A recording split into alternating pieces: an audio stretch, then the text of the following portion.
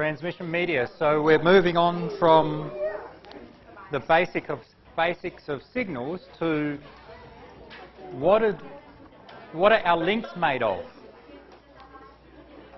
What is the medium used to communicate between transmitter and receiver? So the part between transmitter and receiver, what are the different options do we have? Remember, our very basic model of a communication system has a transmitter, some transmission medium, and a receiver. We've spoke about the signals that are being created by the transmitter and received by the receiver. What are the options for the transmission medium, the thing in the middle? So the types of cabling that we can use, and when we move to wireless, how does wireless transmission work? So first we'll talk about the general design factors that are important for different transmission media. Then we'll go through guided media and go through three main examples. And this is wired communications, guided. The signal is guided inside some cable. And then we'll look at wireless, unguided media.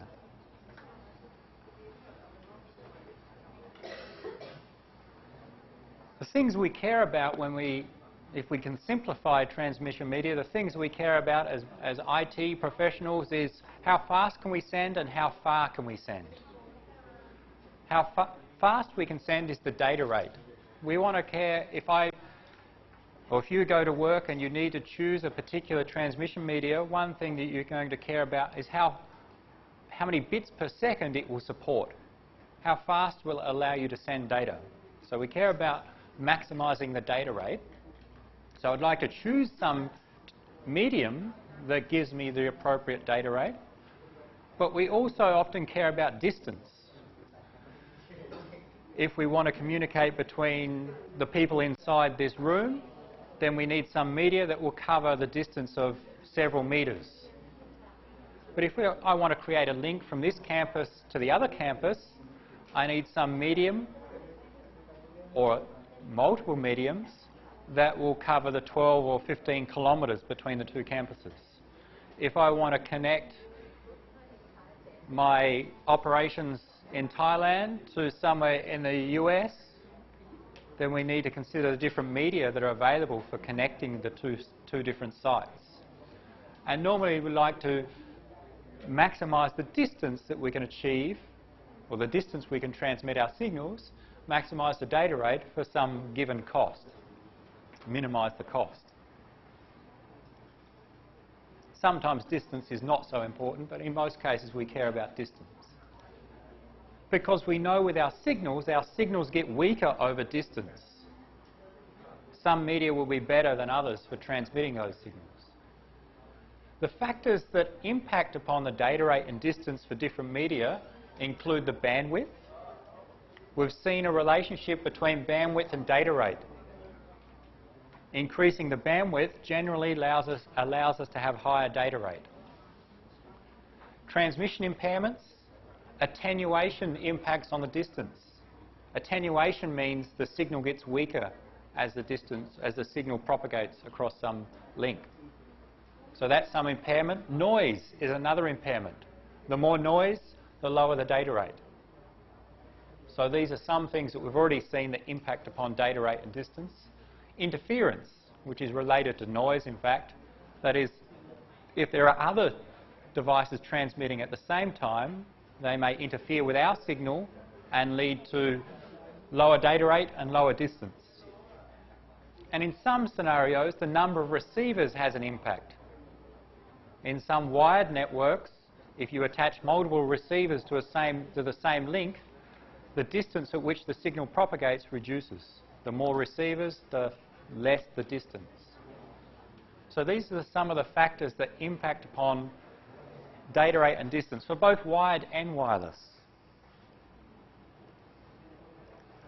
One thing we've mentioned a number of times so far is things about that we have a signal with some bandwidth, it occupies some bandwidth in the spectrum. This is a diagram that shows the spectrum that is used for telecommunications. That is the range of frequencies and different applications and technologies which use those frequencies. Let's see some we recognise. First, the diagram shows us up the top the frequency, and it's in a logarithmic scale. 100 Hertz, 1000 Hertz, 1 million Hertz, 1 megahertz, 1 gigahertz, and we've got up to visible light, which is what? 1 gigahertz. We've got terahertz. So we get up to the frequency of light. That is what we can see. So very low frequencies up to extremely high frequencies. Here is the wavelength. Remember the relationship between frequency and wavelength. The larger the frequency, the lower or the shorter the wavelength.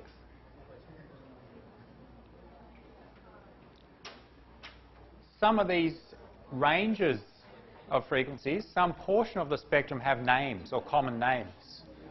Things like VHF, very high frequency. UHF means ultra high frequency. HF, of course, high frequency. They're just names that are commonly used to refer to a certain part of the spectrum. So these are the range of frequencies used in communications. Some of the applications that use particular parts of this spectrum, we see, okay, let's start at this end, visible light, these in this range of frequencies. And we'll talk about today optical fibre. Optical fibre passes light through cables, usually through fibres of glass or plastic, to allow us to transmit data. So using these frequencies with visible light. Things like infrared remote controls, lasers. So this is the infrared range of the spectrum used for communications and other applications. This area, which is what, around 1 gigahertz up to several hundred gigahertz, is generally called the microwave range of the spectrum. It includes long-distance wireless communications, terrestrial microwave, which we'll talk about today as well. And it includes satellite transmission. So the satellite TV that you receive, the satellite orbiting the Earth is transmitting a signal in this range down to your satellite receiver or ground station. FM radio in this portion of the spectrum around 100 megahertz. So you tune into a channel 105.5 megahertz. That's the center frequency of the channel you're listening to. So here 100 megahertz, 10 to the power of 8 is 100 million, 100 megahertz. The approximate range of FM radio and also TV in this area. So when a radio station transmits FM, they transmit a signal with a frequency of about 100 megahertz. If we plot that, we could draw it something like this.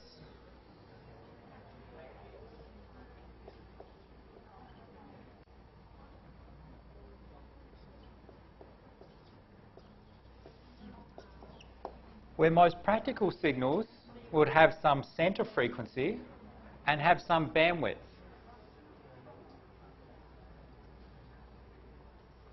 Remember, the bandwidth is the maximum the frequency of the component with the maximum frequency minus the component with the minimum frequency. That's our definition of absolute bandwidth. So if this signal is made up with all of these components, so made up with components ranging from this frequency up to this frequency, we'd say that's the bandwidth of the signal. This looks different than what we've seen in our very simple examples. We plotted things like this, which just has 3 components. But in general, we can have a much more complex signal. And in practice, signals generally have some center frequency where most of the energy the signal strength is concentrated around the center with a small amount of energy around the sides, and then it goes to almost zero here. So this is some plot of a practical signal with a center frequency, say of a radio channel, 105.0 megahertz, and has some bandwidth. And I can't remember what the bandwidth of radio channels are. Let's say 20 megahertz. Actually, it's much less than that, isn't it?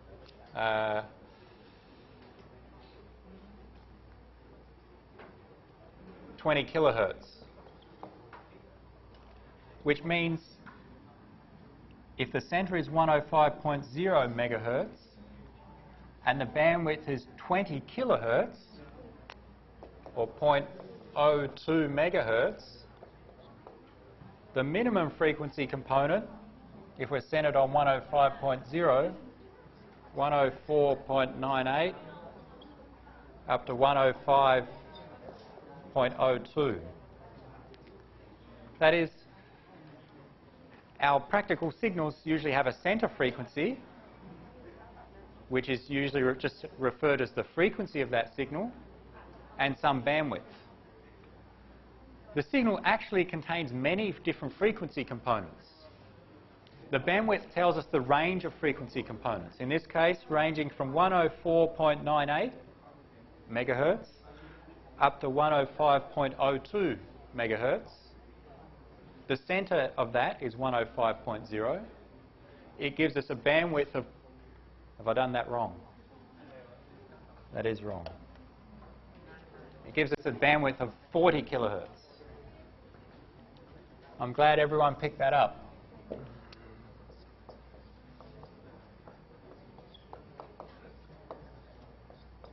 Just as an example.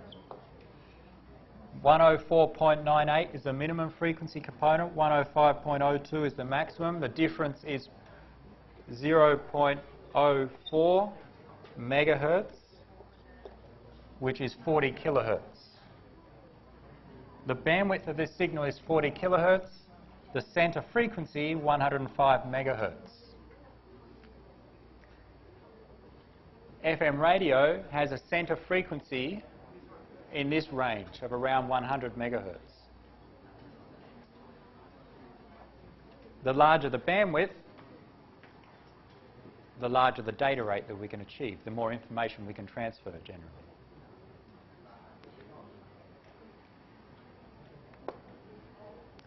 Note that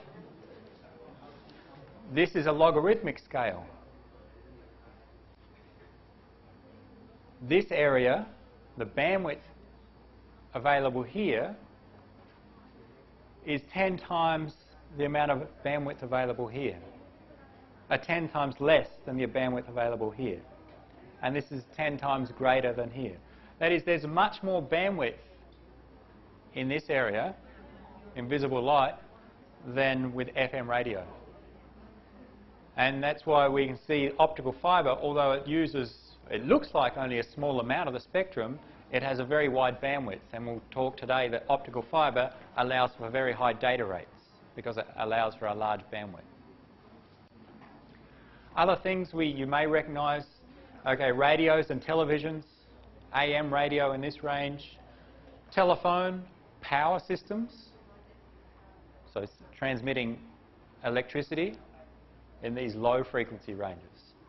Voice microphones, we know voice is around 3,400 hertz in bandwidth and has frequencies of hundreds of hertz up to several kilohertz. So some typical applications: mobile phones, wireless LAN.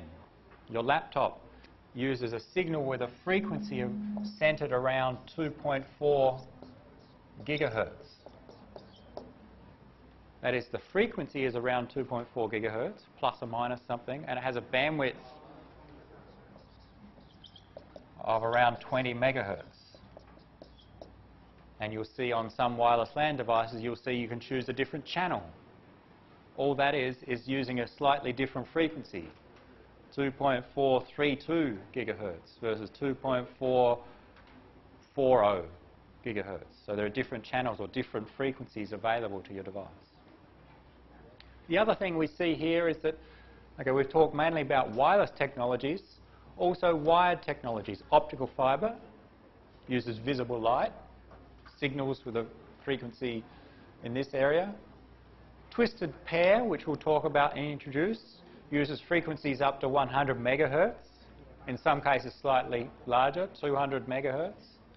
Coaxial cable, used for usual cable TV systems and some audio systems, uses frequencies in this range.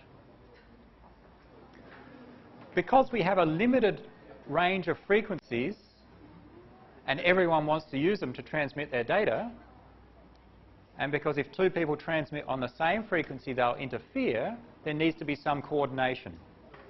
So you cannot just go and create your own device and transmit at any particular frequency. If you want to start your own FM radio station, you need a license to use that frequency. And that license costs money because there's some demand for that. That's why we've said the larger the bandwidth you use, generally the larger the cost, because you need a license. In some cases, like your wireless LAN, it's unlicensed.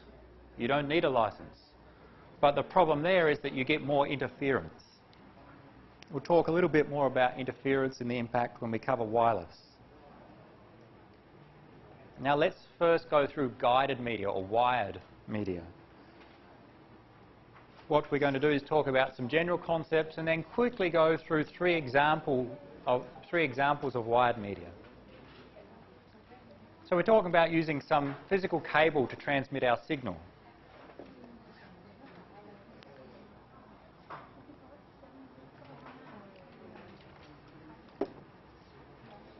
So what we do is we transmit electrical signals, if we're talking about electrical cables. Electrical signals are sent across some conductor, some conducting material. A common conductor used is copper. The metal copper is used, it conducts electricity quite well, it's reasonably cheap, and it can be bent easily inside cables, so you can lay the cables quite easily. Now the problem we have, if we send some electrical current down a copper conductor, or any conductor, then some current is radiated, or some energy is radiated out of the cable. When we transmit our electrical signal along that wire, some energy radiates out, which means that energy can interfere with other wires nearby. If we have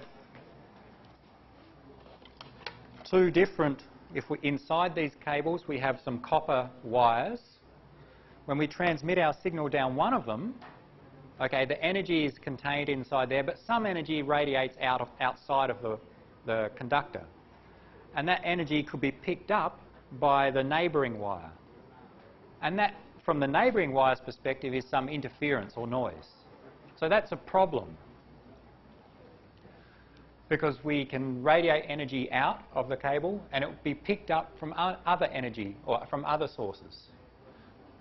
As a result, we can get interference between different cables. And there may be other sources of interference. There may be other electrical components. If we lay these cables along here, different electrical components can cause interference on the signals on these cables. The more interference, the more noise, the lower the data rate.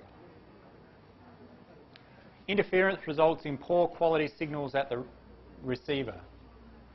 So to keep the interference small, different approaches we have is to keep the cable length short. But that goes against our other idea of trying to cover as long as distance as possible. Keep the cables away from other sources.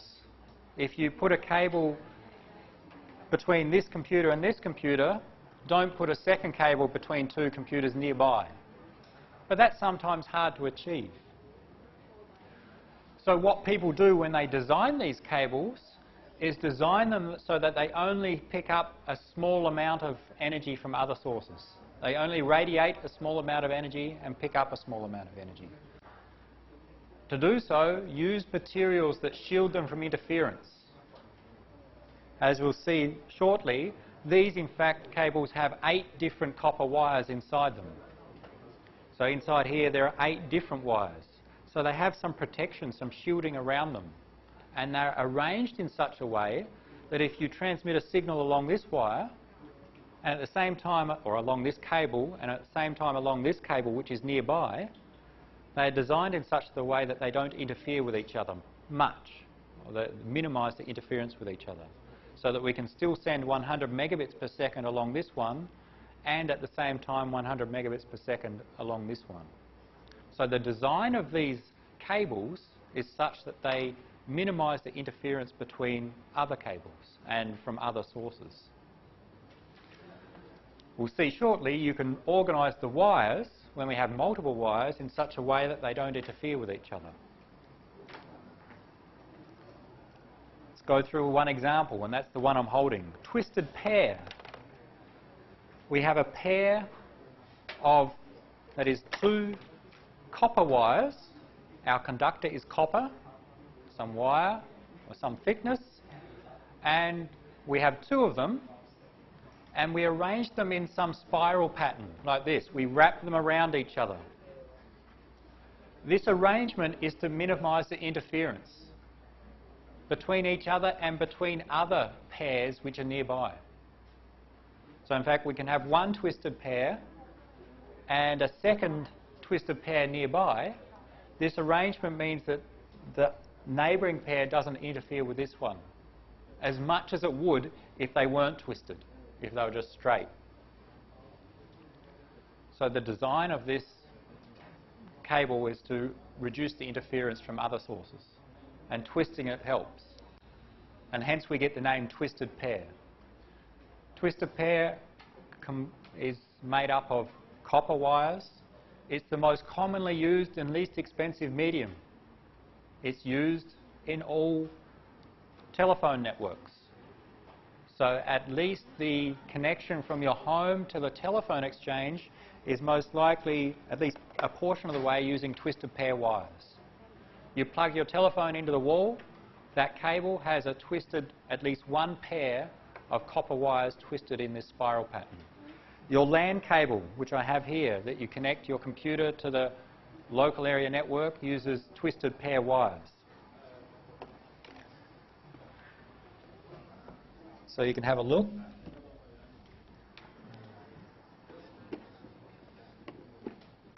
Just pass around some of these examples. Actually,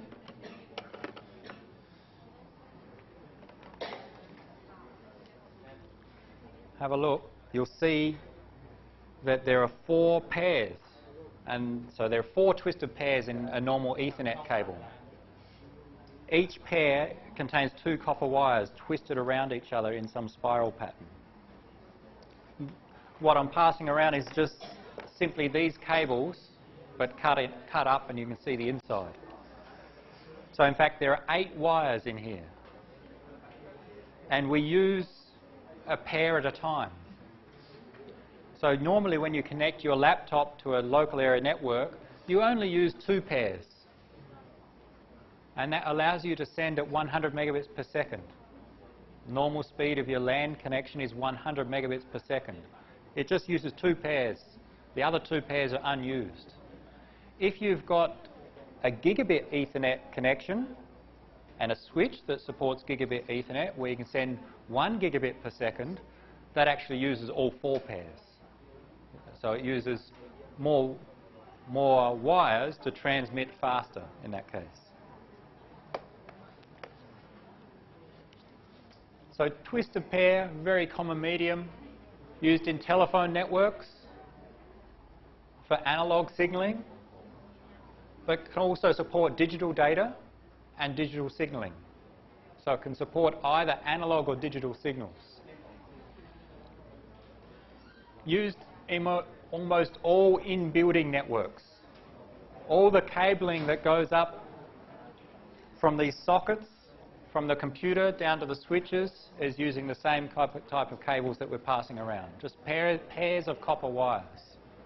And even in larger, or at least older telephone networks, connections between cities and countries used to use twisted pair. Now they've moved to optical fibre. There are different varieties of twisted pair. The one that you're seeing is called unshielded twisted pair, UTP. Although there's some shielding around the individual pairs, it doesn't provide much protection from interference. It's unshielded. Shielded twisted pair has a different coating around the pairs, not just around the outside, but around the individual pairs. It shields those pairs from interference, which means, as a result, you can transmit faster because there's less impacts of interference. So shielded twisted pair is generally better than unshielded twisted pair in terms of communications performance. Less interference because we provide some shielding, and therefore higher speeds. But in practice, most of the time we use unshielded twisted pair because it bends. When you use shielded twisted pair, the cables are more rigid. They do not bend like this. The reason for having a cable that bends like this is that when you need to install it in wall cavities and in the ceiling, it's very easy to install. But if you've got a cable that is straight and very hard to bend, it's very hard to install. So it's a practical reason for using unshielded twisted pair. It's easy for installation and usage. Adding shielding increases the performance, but makes it harder to deal with that cable. You cannot go around corners so easily. There are also different categories of twisted pair. You'll hear of things like Cat 5, Cat 6, Category 5, Category 6, which is just the physical types of wiring used and also some specifications of the shielding used, or the outer layers.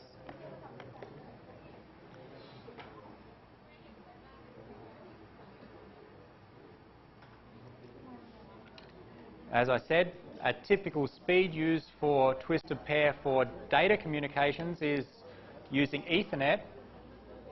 Your LAN card in your computer is 100 megabits per second. And the bandwidth used is normally up to 100 megahertz.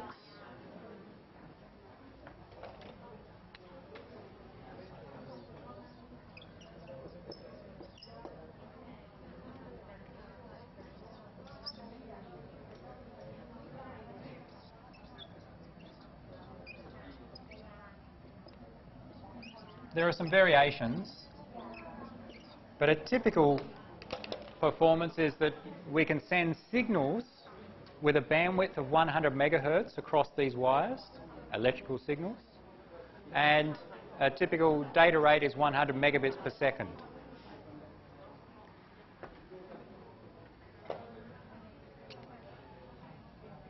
The most common type of cables that we use are unshielded twisted pair and what's called or referred to as Category 5.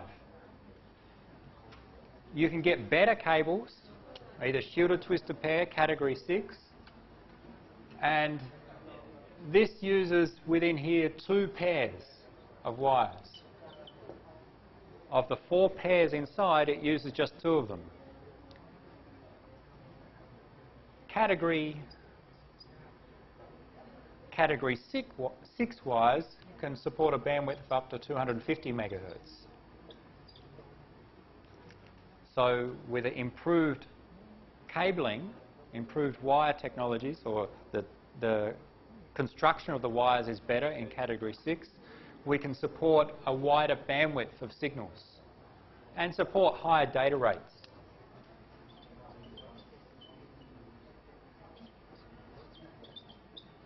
One gigabit per second and up even faster. So different categories can support different bandwidths and different data rates.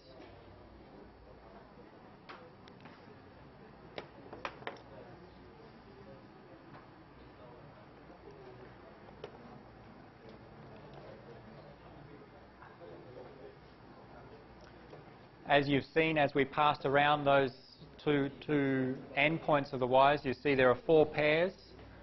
With Ethernet, normally what we do is we transmit on one pair, transmit a signal on one pair, and receive on another. So we have full duplex communications. On one pair we're transmitting, at the same time we're receiving on another pair. So we're sending and receiving at the same time.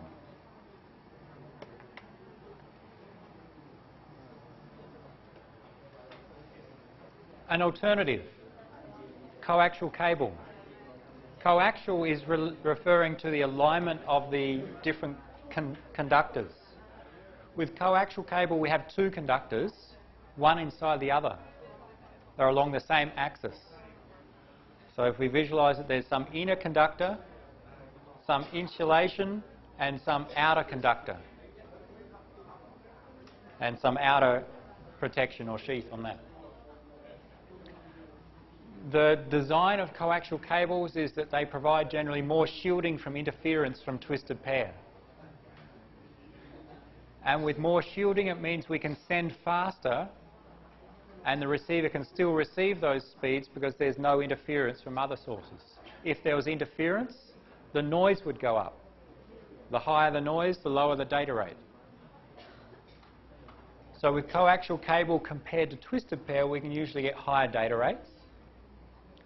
Related to that, we can have more devices on a shared line. I'll mention that with an example in a moment, and longer distances.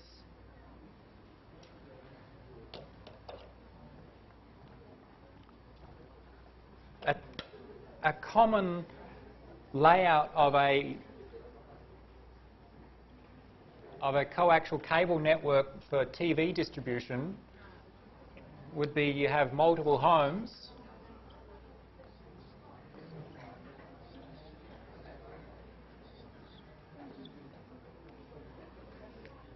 in some neighbourhood or on a street. There are multiple homes and we want to send TV signals to them. So you want cable TV. A common layout is along that street we have a single coaxial cable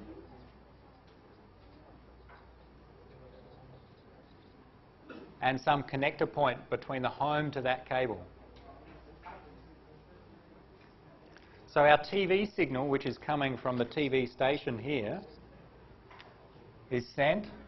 It goes along the coaxial cable and everyone who's attached to that cable receives the signal. So in fact with cable TV what happens is the TV station sends all the channels at once. So a signal representing all channels at once, and you just tune into the channel you want. So when you change the channel you're just changing the frequency at which your TV is displaying or receiving. But all channels are sent along the cable at the same time. We're sharing this single line between multiple users. And generally the more users you have sharing a line, the less performance for each user. And the benefit of coaxial cable compared to twisted pair is that we can share more users. We can have more devices on a shared line. And that's why it's used for TV distribution. Because with TV, we send the signal representing the data to all users at the same time. And the signal simply represents the different TV content, all the different stations or channels. So coaxial cable, widely used in cable TV systems, sometimes in audio and video cabling. Your adapter, okay. It's all right. Let's go for a break. So coaxial cable used in cable TV systems, in audio-video cabling. Some audio systems will use coaxial cables to connect the components together. In some data communication networks. And is used in long-distance telecommunications, connecting between cities, between countries. But nowadays, that's mainly being replaced by optical fibre, the next technology. So we've got twisted pair, coaxial cable, both using electrical signals. The third example, optical fibre. Here we don't have electrical signals, we send light. Light signals are guided through some glass or plastic fibres, very thin pieces of glass or plastic, And the light, some light emitting diode at one end sends a signal, and it basically reflects inside that fibre until it reaches the end. And that light represents the data being sent. And the outside is just some protection for that fibre. So this is a single optical fibre, and in real technologies you can have multiple fibres inside a single cable. Optical fibre is used mainly for long distance communications between cities, between countries, some in telephone networks, some local area networks, not so many. The advantage over the previous two of optical fibre, there's lower loss. That is, the signal, it does not lose so much strength over distance. In the other cases, the signal gets weaker much more as we traverse some distance. Therefore, we can travel larger distances with a single cable. We don't need so many repeaters or amplifiers. Higher bandwidth. We have a much higher bandwidth. A single fibre is equivalent to hundreds of electrical cables. Smaller size and weight. The glass or plastic is much lighter than the copper wires or copper conductors. Means you can install them, many of them, in a small space much easier. It's cheaper to install. And isolation from other electromagnetic interference.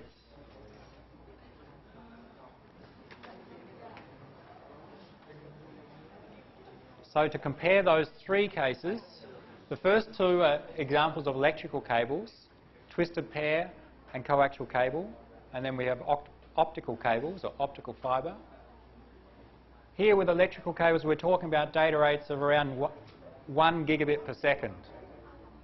100 megabits per second, 1 gigabit per second, maybe slightly faster.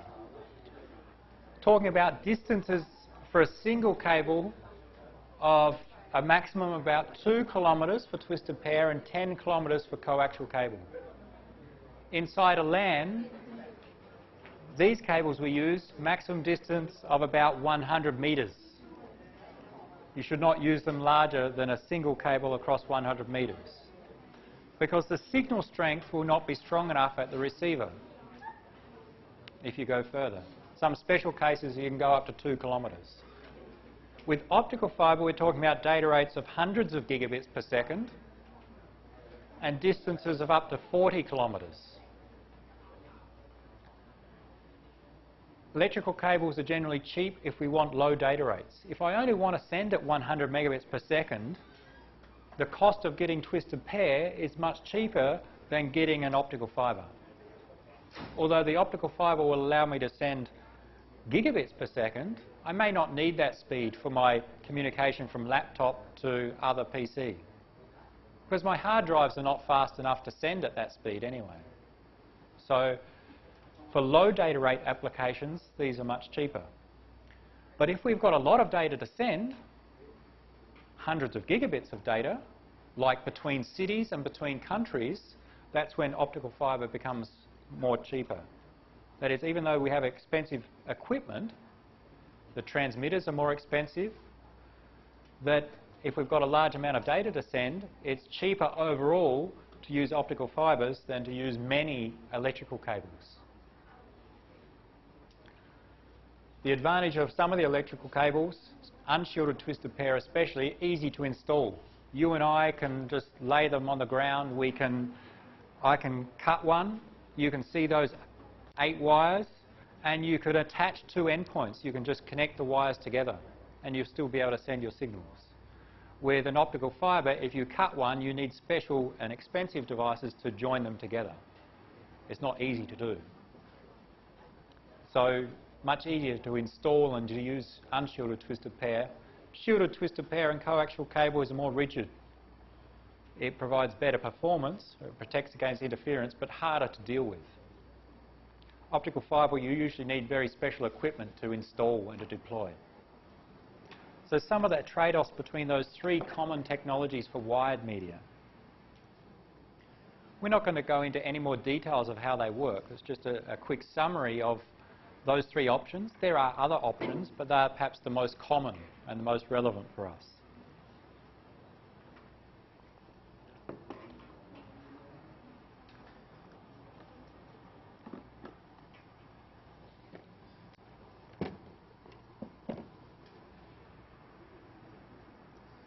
The next two slides, this one just summarises some of the characteristics. We won't go through, we'll point out, okay, here's twisted pair, coaxial cable, optical fibre, the typical frequency ranges or bandwidth that they use. Actually, twisted pair nowadays goes up to 100 megahertz, 250 megahertz. They have different levels of attenuation. Remember, attenuation, the signal strength gets weaker over distance. How much weaker? Well, some numbers are given here. 0.2 decibels per kilometre. Remember, we use decibels to measure some loss of power. This is how much power is lost per kilometre. Here, 0.7, coaxial cable, 7 dB per kilometre at different frequencies. And some have different delays. And typical spaces between repeaters or length, maximum length of our cables. If you want to have a connection from Japan to the west coast of the US, you need to go across the Pacific Ocean if you want wide media. So what they do is they lay what's called submarine cables, cables under the sea at the bottom of the ocean. And essentially they are optical fibres, many of them, separated by a distance of about 40 kilometres, and then a special repeater device at the bottom of the ocean which connects one optical fibre set of cables to the next. Every 40 kilometres along the ocean we have such repeaters.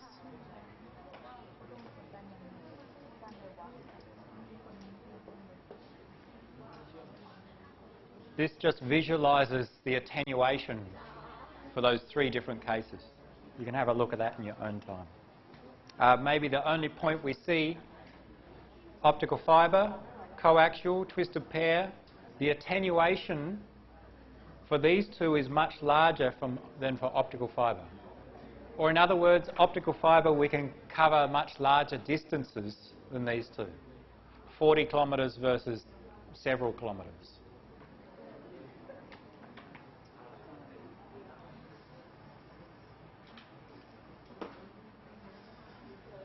Very quick coverage of three examples of wired media. Three very common technologies.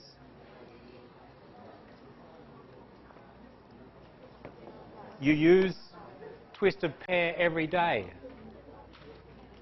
Even if it's not to connect your laptop, even if you're using wireless, the access point, which is out in the corridor, has a twisted pair cable coming down to the switch downstairs.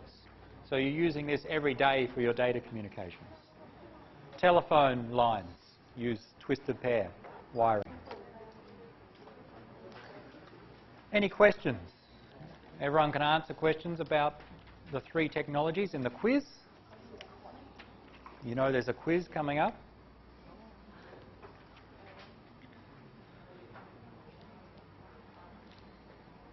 So we don't need to know too much about the details of how they work, just a comparison between them. Understand the differences, which one can provide a larger distance, for example.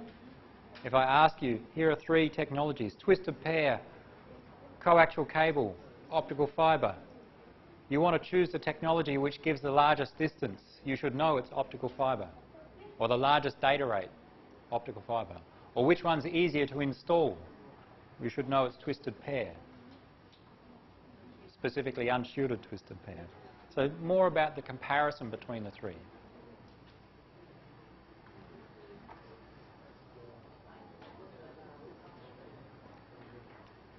So that's about wired or guided media, when we have a physical wire or cabling between the two devices.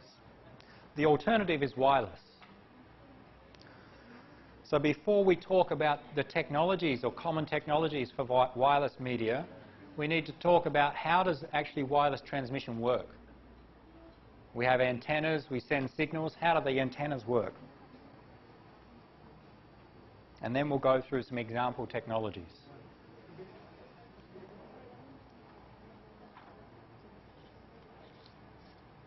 So some common wireless technologies include television transmission, referred to as terrestrial microwave. Microwave refers to the range of frequencies used. Terrestrial refers to it's along the ground. Not the wires, but the stations and the antennas are close to the ground, as opposed to satellite microwave, using same range of frequencies, but to a satellite up in space. Broadcast radio refers to things like Wi-Fi or wireless LAN, and things like infrared for controlling your TV. Again, it's another wireless media. Infrared refers to a range of frequencies. If you go back to the second or third slide, one of those portions of the spectrum was the infrared portion. One of them was the microwave portion of the spectrum, just referring to the different sets of frequencies used. In all of them, we can think of a common model for transmission. We have a transmitter and receiver and our media. And with wireless transmission, what we do is that we have a transmit antenna. We have some input signal into the antenna. It generates some output signal and it's received by the receive antenna, and we get the received signal. So we need to talk about what do those antennas do.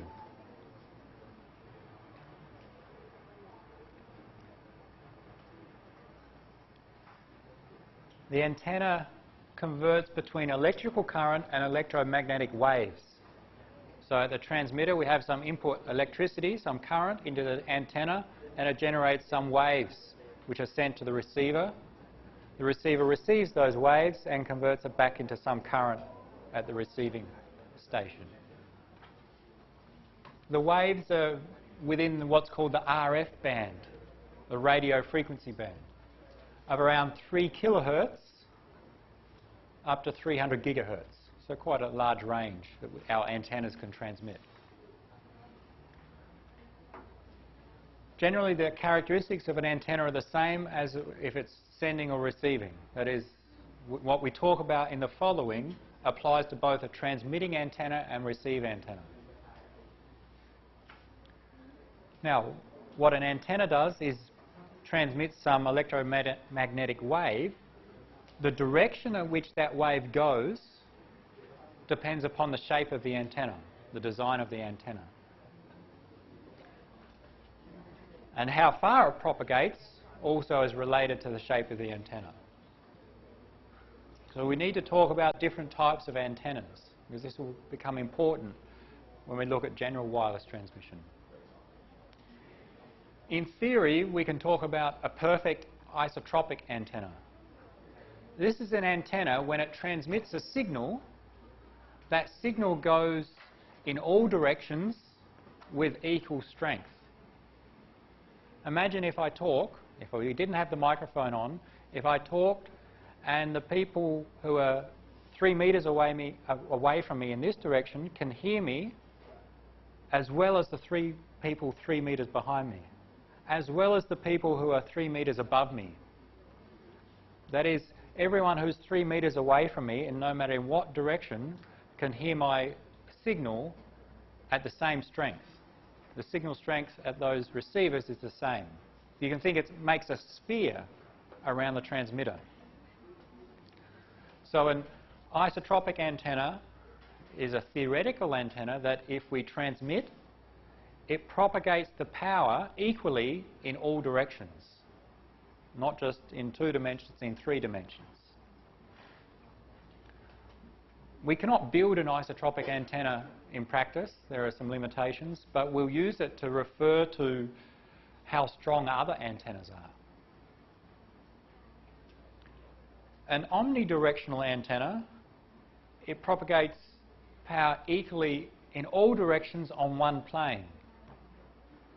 That is, your typical wireless LAN antenna, including in fact, probably including these antennas, these two antennas here, are most likely very close to omnidirectional. All directions on a plane means that, okay, it transmits equally in this direction, and here, and all around it, but not up and down. So equal all around, but not in this, so on this horizontal plane, but in the vertical plane, not necessarily equal.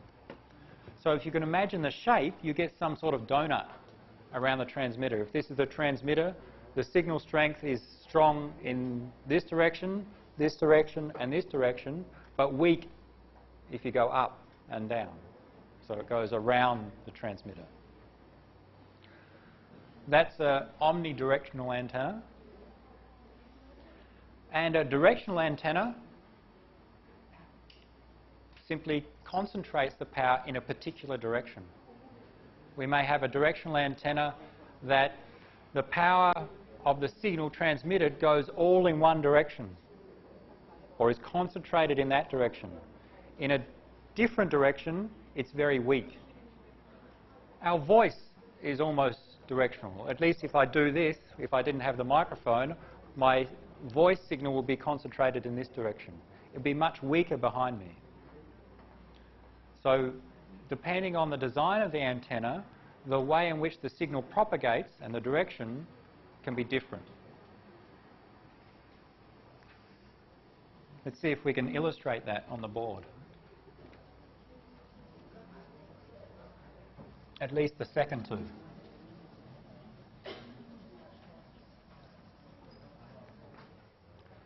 More generally, we can say, in theory, we have a perfect isotropic antenna which propagates equally in all directions.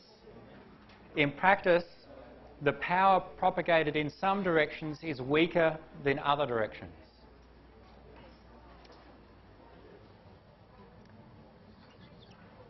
I cannot draw 3D very easily on my board, so I'll just draw it in 2 dimensions and we'll try and explain. Here's our transmitter. Let's say our omnidirectional antenna. If we draw on the horizontal plane, it sends a signal. It propagates out in this direction, and the same in this direction, the same strength.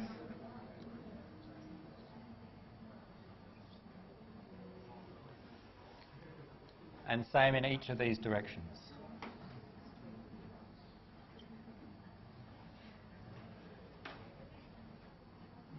Essentially creates a circle.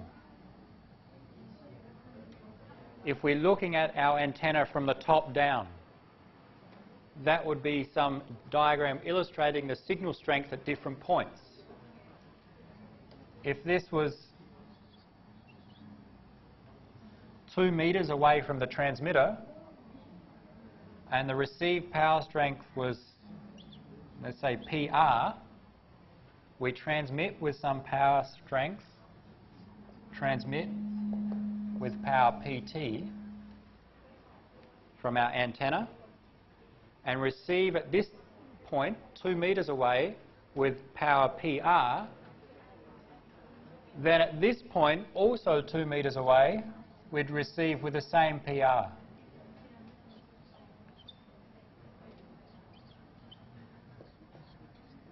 That is, the signal strength received 2 meters away from the transmitter in this plane is the same. That's our example of our omnidirectional antenna looking at a single plane,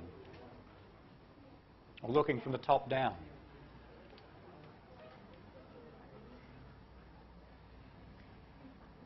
However, if we look at from the vertical plane,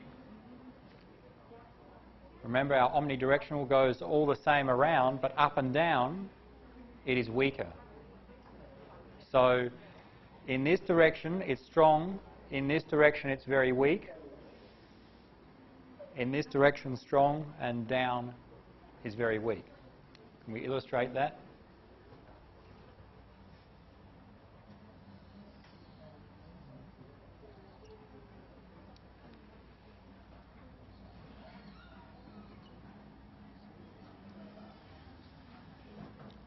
It's very strong forward and back, but the signal strength is much weaker up and down.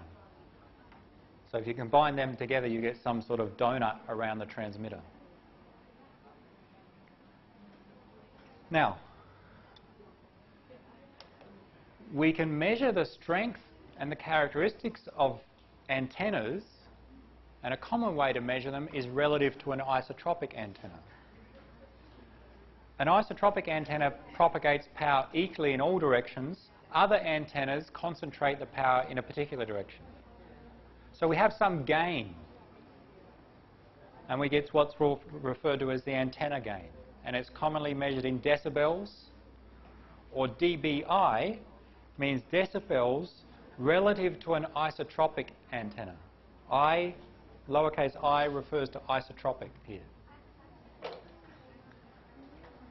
How do we come up with that?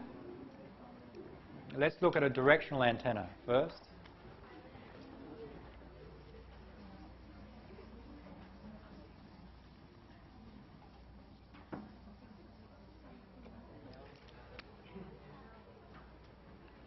Let's just ignore this plane for a moment. In the omnidirectional, all around us, same power strength.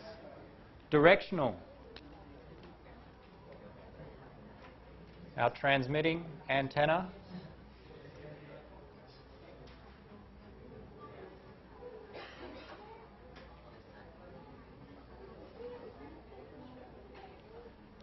We may visualize the directional antenna like this. In this direction, the signal strength is very strong, but in this opposite direction, very weak. This directional antenna concentrates the power all in one direction. In the other directions, the power is very weak. So in this case, we have an antenna, for example, pointing in this direction and sending the signal all in this direction. A little bit of the signal goes in the other direction, but very weak.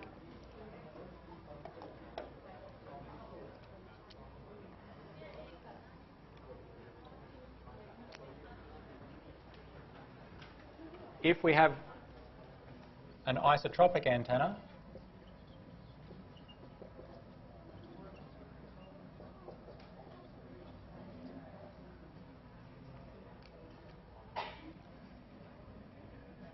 if we transmit at some power level, PT, if we transmit with power PT and over a distance of 1 meter, we measure the received power level to be PI, the power received from an isotropic antenna. With my isotropic antenna, I transmit with power PT. The signal gets weaker over distance. 1 meter away from the transmitter, I receive and I measure the power to be PI. We can characterize antenna gain as the power received at some point, say 1 meter, away from the antenna, relative to PI.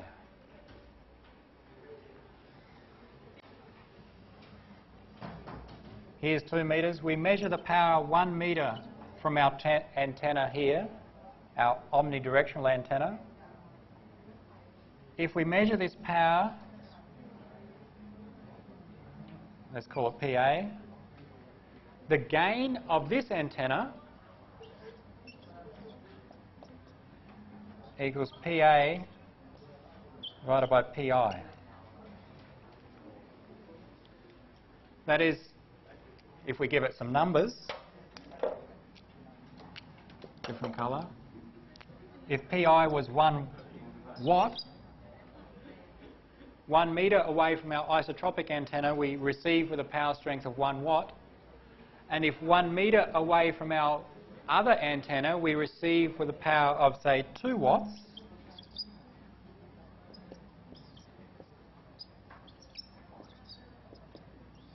The gain of that antenna is 2. We'd say it's 2 times stronger than an isotropic antenna. So when people design antennas, And when you buy an antenna, one of the characteristics you look at is the gain of that antenna.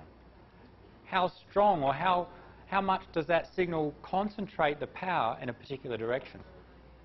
And the measure of the gain is relative to an isotropic antenna. So at an equal distance from the transmitter, what would be the power of your antenna compared to if you used a perfect isotropic antenna? And that refers to the gain of your antenna. Think about our directional antenna. What it does is it concentrates the power in one direction. Our omnidirectional antenna spread the power in multiple directions. It sends some power in this direction, some here, and equally around it. Whereas our directional antenna concentrates all the power in this one particular direction. So if we measure 1 metre away from the transmitter, PB, with a directional antenna, that should be larger than with our omnidirectional antenna, because the power is all concentrated in that direction. It goes further in that one direction. And again, the signal or the gain of this antenna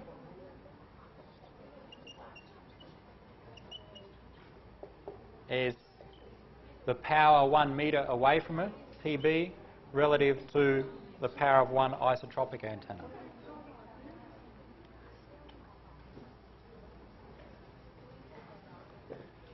This PI is some theoretical value. And often the gain is expressed in a decibel form. Remember the decibel? We take the absolute gain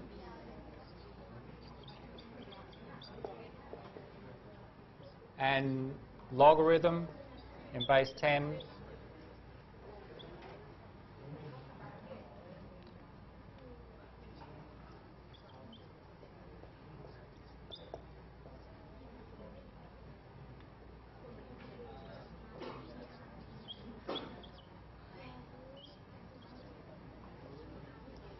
that is, we take the absolute gain of the antenna, take the logarithm, multiply by 10, and we get the gain in dBi. The I means that this value here is relative to an isotropic antenna. Decibels relative to an isotropic antenna. We cannot build an isotropic antenna, but when people design real antennas, they can calculate what the gain would be if they could build an isotropic antenna. And that's a way to compare how much an antenna increases the signal strength in a particular direction. We may say with our directional antenna, the gain is strong in this direction, but very weak in this direction. In fact, we have a loss. If we overlay another antenna on this, it may, an omnidirection which goes equal in all directions, compared to our directional antenna which is strong in one direction, it's just where the power is concentrated. Here it's concentrated in this direction, omnidirection, the power is spread in all directions. So at 1 metre away, the power is going to be stronger for our directional than for our omnidirectional. We're going to have a larger gain for our directional antenna.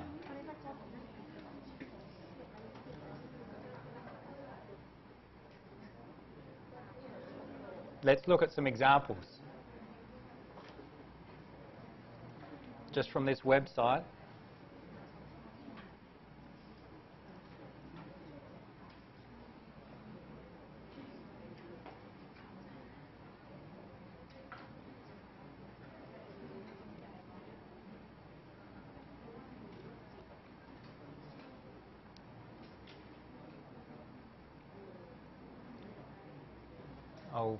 Cisco is just a company that manufactures networking equipment, and it includes some antennas.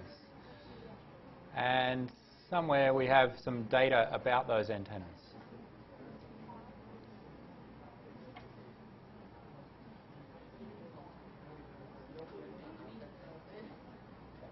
These are some antennas used for wireless LAN. So the ones I'm going to show you can be used on a laptop if needed. If we have an external connector for antenna, a access point, the ones outside, you can see you can unscrew the antennas and add additional antennas. Let's look at some examples.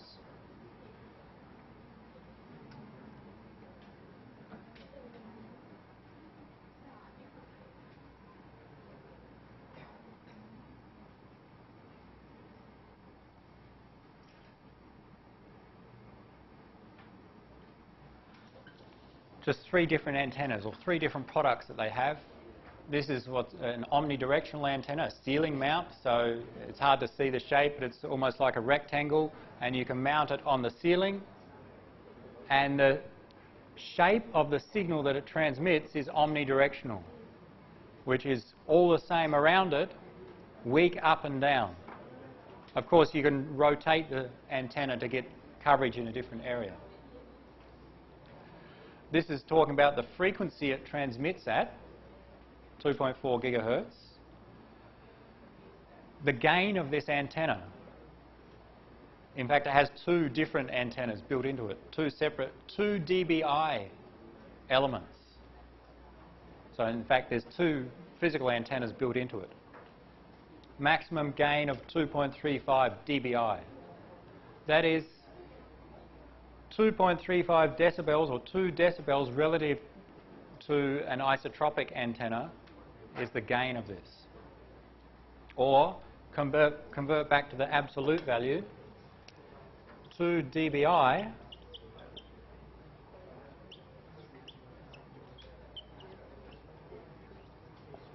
the absolute gain divide by 10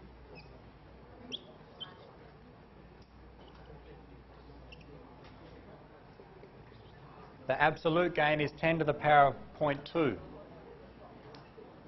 So it's a small increase compared to a isotropic antenna.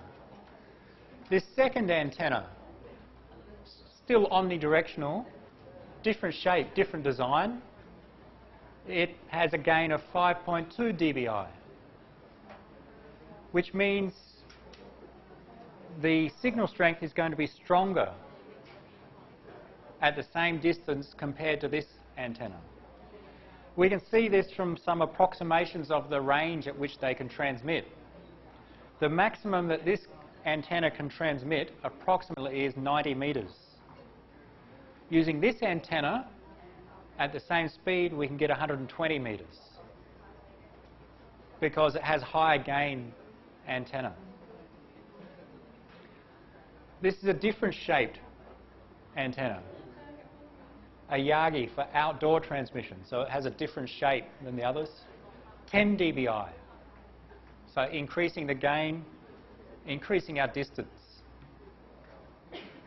These are examples of antennas for wireless LAN systems. You can attach them to your access point for indoor or outdoor transmission. You want to transmit between your home and your friend's home, then maybe you can use a different antenna. The normal antennas you see on the access points are these dipoles, these simple small ones, 2 of them, a gain of 2.2 dBi. I think they have some larger ones down the bottom.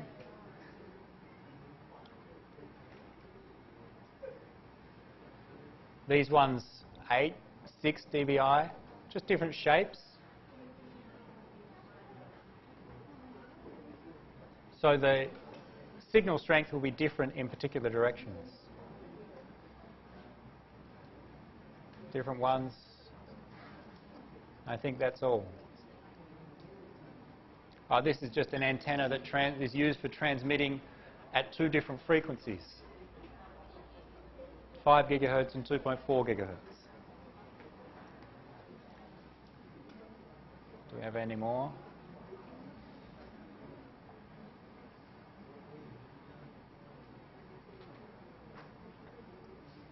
Here we go, slightly larger antennas.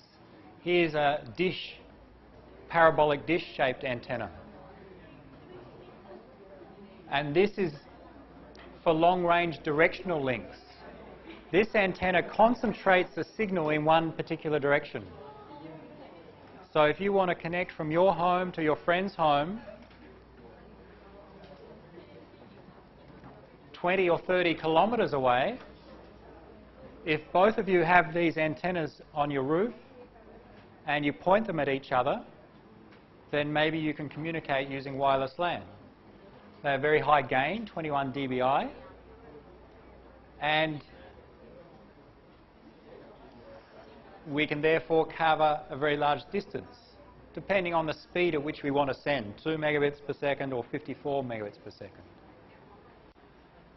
So using different antennas, using the same transmitting equipment, we can get over a larger distance. This solid dish antenna would be shaped like this. So signal strength very strong in this direction, but if you point the antenna slightly off from where your friend is living, they will not receive your signal, because the signal only goes in one direction. These antennas cover a larger distance but need to be configured so that they point in the correct direction. The antenna on my laptop, which is built inside in the screen, is an omnidirectional antenna. It doesn't matter which way I rotate or orient my laptop, I can still transmit to the access point out in the corridor, because it's omnidirectional in that case.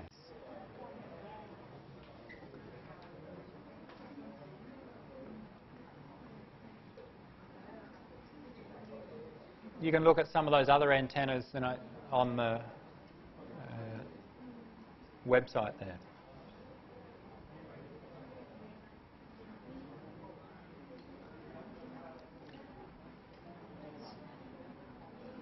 So that dish antenna has some parabolic shape. This explains how the parabolic antenna works. We'll skip over that.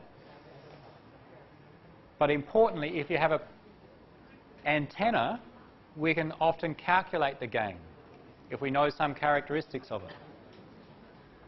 The gain of the antenna is related to the effective area of that antenna, the size of that antenna.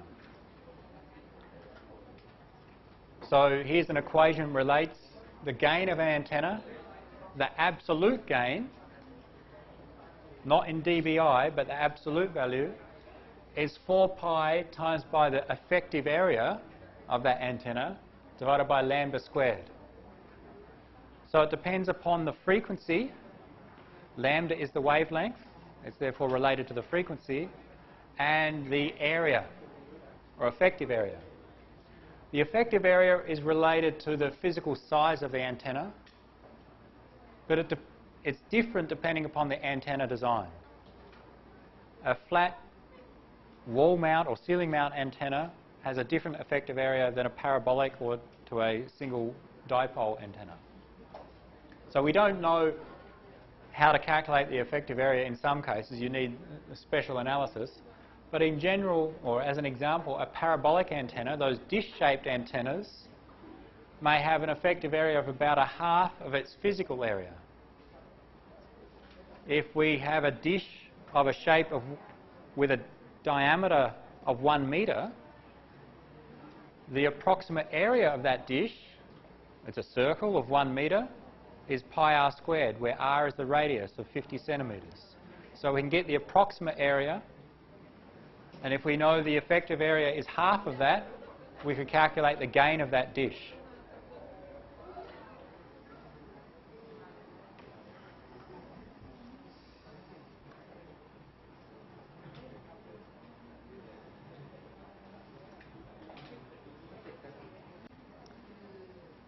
I think we'll leave it there, and what we'll do is tomorrow we'll talk about how signals propagate through different modes of propagation in wireless, and then go through the example technologies after we go through some calculations which relate gain, similar to this, as well as the path loss, how much signal do we lose over distance. So let's stop there and continue that on tomorrow.